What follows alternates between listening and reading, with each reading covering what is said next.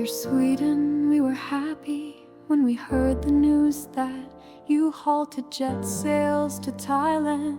After bombs fell on Khmer soil, we thought Sweden is a nation of peace, a country that listens, that sees. But then your ambassador in Thailand denied it, and now you've agreed to sell the jets. Was our suffering not real enough? Don't trade power and money for lives lost in agony. Don't weigh your pride on our pain. We bleed again and again.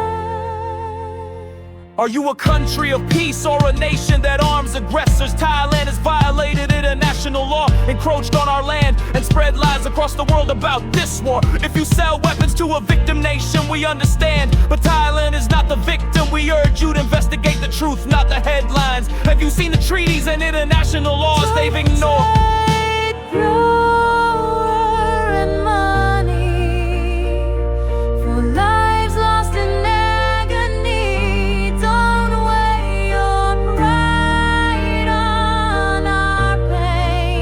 We bleed again and again. Already suffered enough from war. We buried too many hopes beneath the floor. So why, tell us why, would you a peaceful and well-educated country add fuel to fire? You know, after Thailand gets your jets, they may feel bold enough to strike again.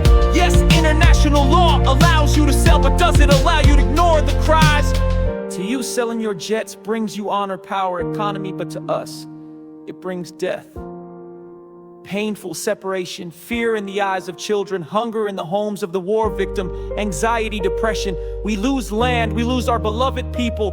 Children lose education, they lose the laughter of classrooms and the safety of roads. Infrastructure crumbles, thousands upon thousands run for life, not toward dreams, but away from fire.